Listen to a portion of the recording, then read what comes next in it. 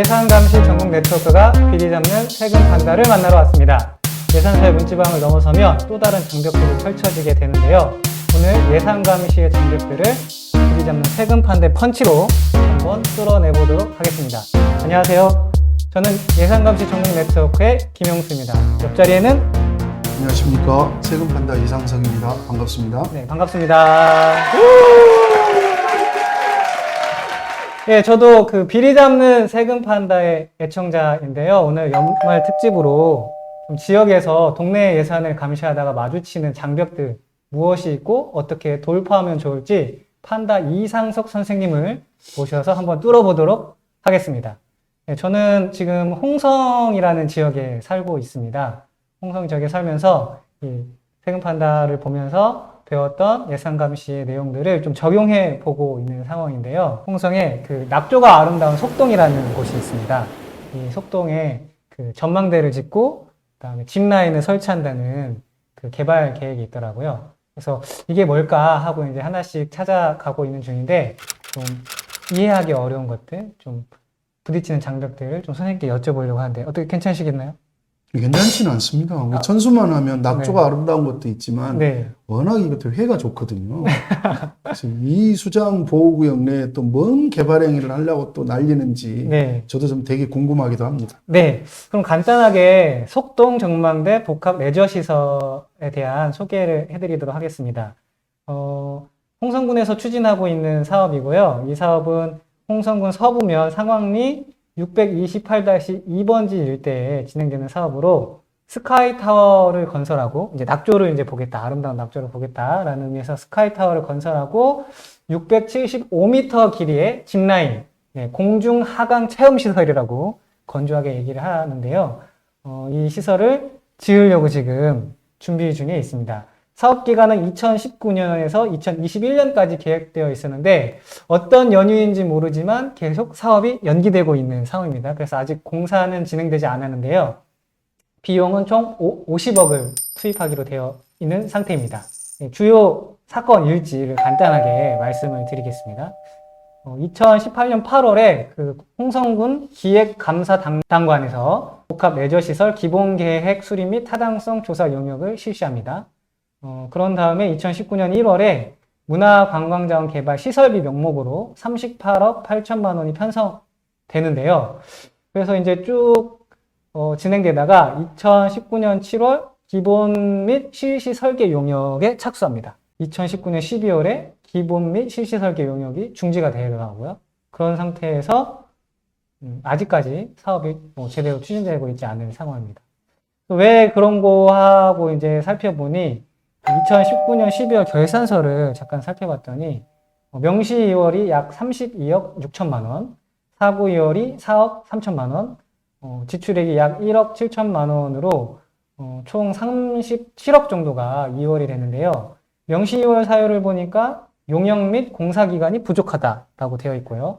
사고 2월 사유를 보니까 사업 기간이 부족하다라고 이제 기재가 되어 있었습니다. 그러고 난 다음에 2020년 초에 본예산이 편성될 때 문화관광자원 개발 가로열고 도로 전환 명목으로 전년도 2월에 약 37억 원과 본예산 편성에 약 25억 7천만 원, 총 약 62억 7천만 원이 편성돼서 2020년도에 또 계속 사업이 추진되는데요.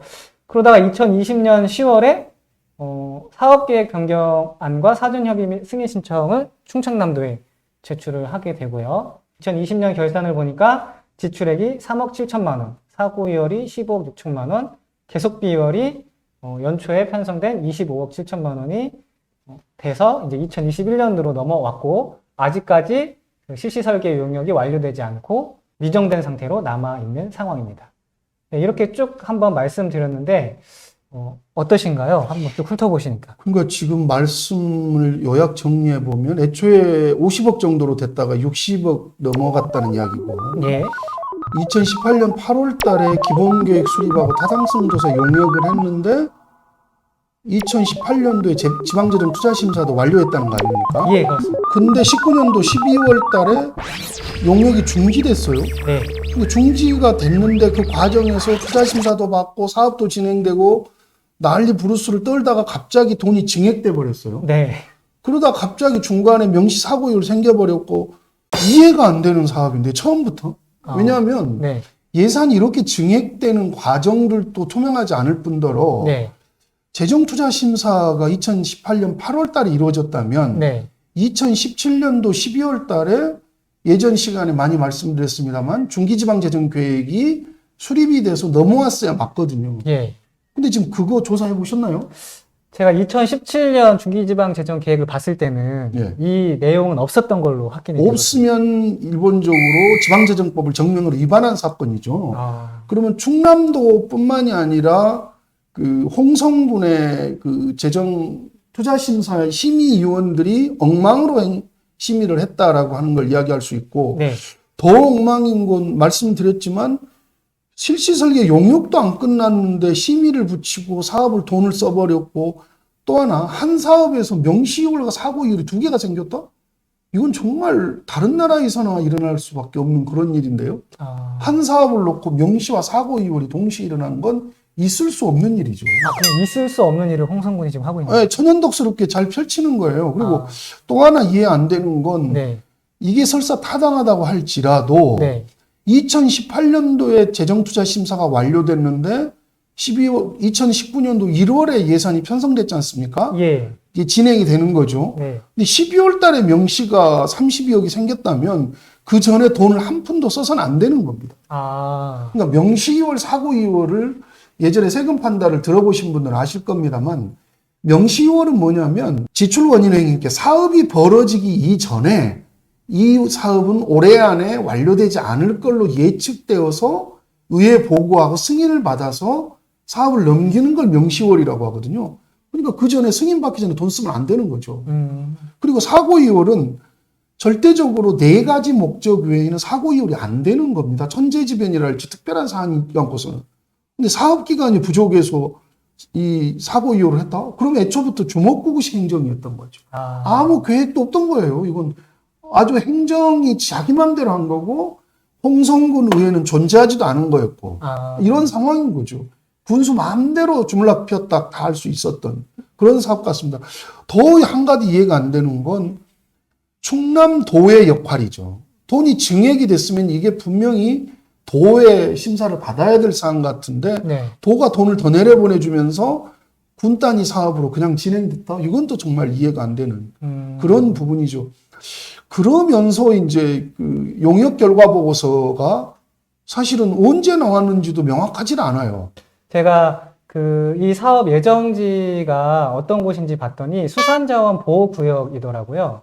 그러면 수산자원 보호구역이 해제가 돼야 이 공사를 할 수 있는 건가? 라는 의문을 갖게 돼서 그 정보공개 청구 포털에 들어가면 수산자원 보호구역이라고 검색을 한 다음에 엔터를 쳤더니 농수산과에서 이 수산자원 보호구역을 해제하기 위해서 인근에 다른 지자체와 협의도 하고 해양수산부와도 협의를 열심히 한 그 정보 목록이 확인이 되더라고요. 그러니까 이게 지금 사업에 하나가 문제가 드러난 게 네. 애초에 기획담당관실에서 하다가 네. 농수산과로 갔다가 네. 문화관광과로 갔다가 네. 근데 농수산과에서 협의를 할 때는 이런 걸 협의를 안 했나 모르겠어요. 그러니까 모든 사업은 진행될 때 내부 협의를 거칩니다. 네. 공문을 통해서 이런 사업을 하는데 네. 어떻느냐. 그러면 농수산과에서 논의를 했어야 돼요.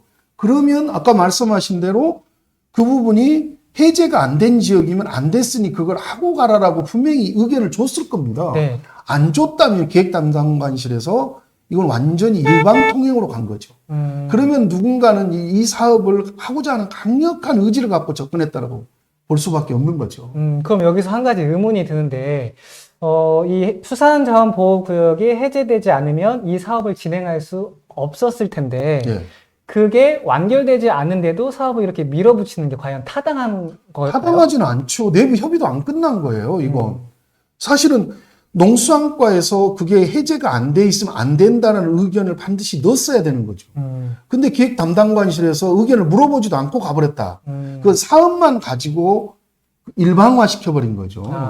각종 법령을 다 점검을 안 한 겁니다. 그럼 이건 사후적으로 이걸 해결하기 위해서 몸부림쳤다 이렇게 그렇죠. 봐도 되는 거예요? 짜맞추는 거죠. 일종의. 이거 근본적인 문제가 있는 거죠. 이건 사실은 너무 명백하게 불법 행위들이 일어난 겁니다. 행정행위가 이루어지면 안 되는 사안들이죠.